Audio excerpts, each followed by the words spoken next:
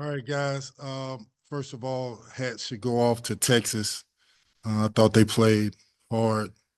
Um, they fought their tail off to get back in the game.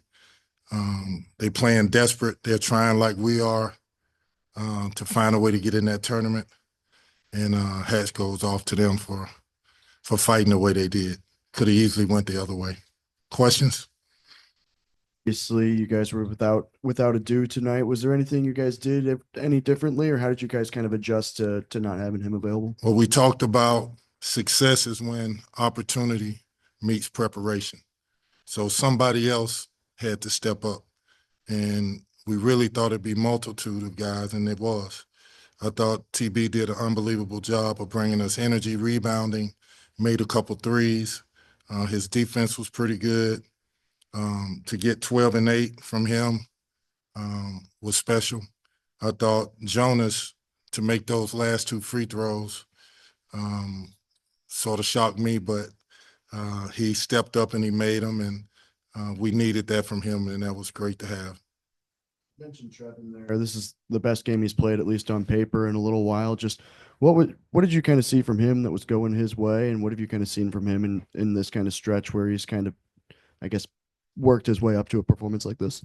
I just thought the fact that he shot the ball, the first two threes that he made, he shot them with confidence. He didn't hesitate. He didn't think about it. And he shot it instinctively, and they went in, and it gave him energy. He had 6 rebounds in the first half, and, the whole game we're screaming, get 12. If you can get 6.5, get another 6.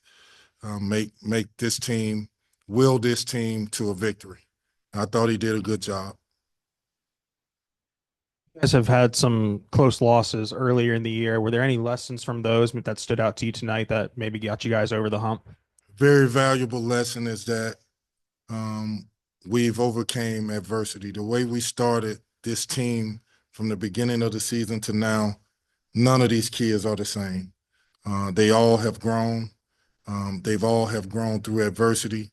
To lose Boogie Flan the way we did, and to lose a dude for this game, somebody had to step up. How do you make up for, I don't know what a dude was averaging, 16 and 6 or 7. We need him. And the other guys had to have his back and make sure they fought for us to get wins. Mentioned to do coming into tonight, he had 100 more free throw attempts than anyone else on your team, and tonight you still take 31. I mean, how impressive was that? You were still able to be physical and get to the line. That's who we are. I think when we're playing our best, we're getting out in transition. We're great defending, and we're attacking in the half court. Our whole offensive plan is to continue to attack you, attack the lane, and then if we make threes off of it, it's penetrating and kick out threes. Where I think we shot 52% from the three-point line tonight. That's pretty good for us. One last one. Can you just walk us through the logic of letting TB work out with the guards pregame tonight, and do you think that had an impact on him and his performance?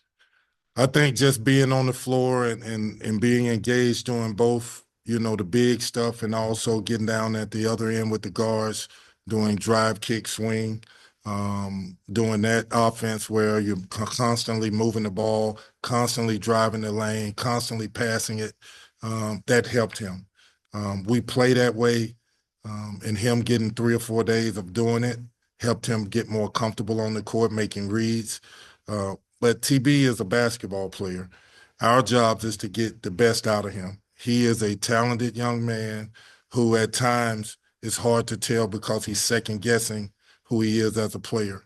He should not be that player. He should never second-guess how good he is. He just has to apply himself and let it go.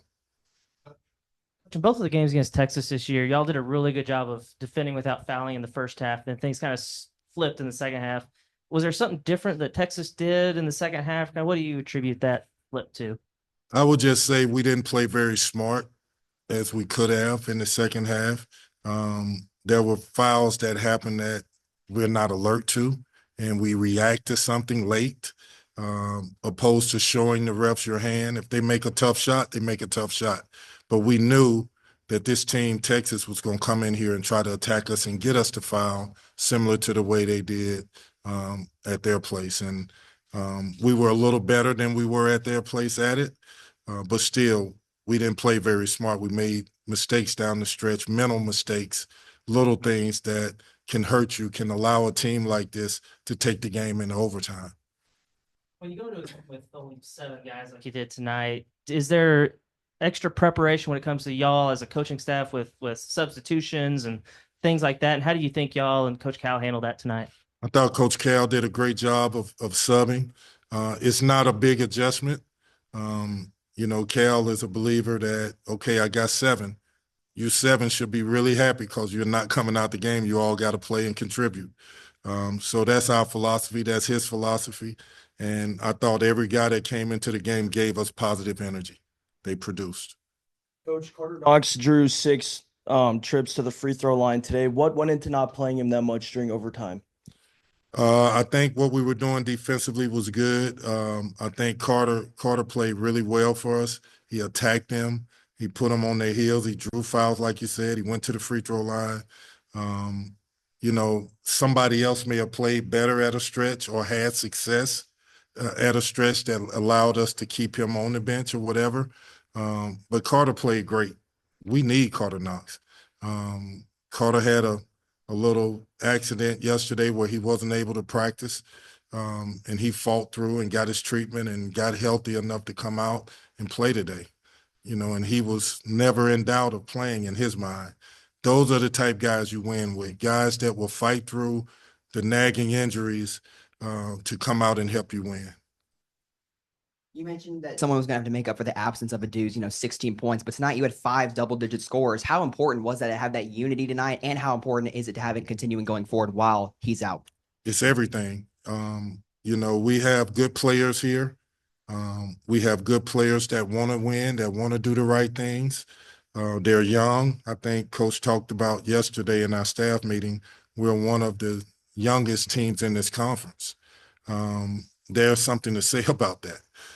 Guys are learning about themselves, like I said from the beginning. The way we started this season to where we are now, these young men are not the same. They've learned a lot. They've overcame a lot.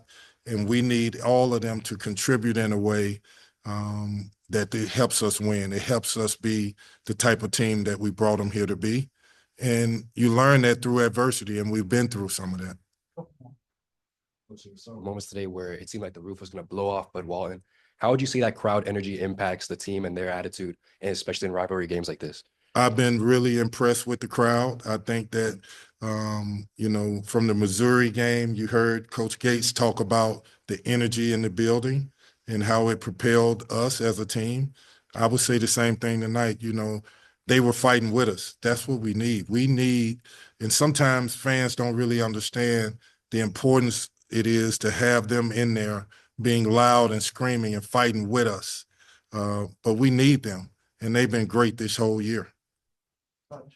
Trey Johnson tonight, how much of that was y'all not executing game plan? How much was that just him making plays and being a lottery pick? I think Trey Johnson is one of the prolific scorers in college basketball. I think that he's a unique player at a time when this generation of scorers have stipulations on how they score. I want to shoot the 3. Well, this kid, I'll post you up, I'll shoot the 3, I'll take layups, I'll drive you to the lane, I'll play off the dribble, I'll shoot 1-foot step backs. He's old school. And it's a joy to see a kid that young be that gifted as a scorer. The future's bright for him, and he cost us problems. He had 39 points. And we were trapping him and trying to trap him. He's crafty, he's long, he has a knack for putting that ball in the basket. Can you give us a quick update on Thero? Coach told us last game was back, but I guess broadcast said knee. Kind of what's the latest on him? I don't know the latest of what's going on, but we need him. We hope he comes back soon. And as we get more information, sure, we'll know more.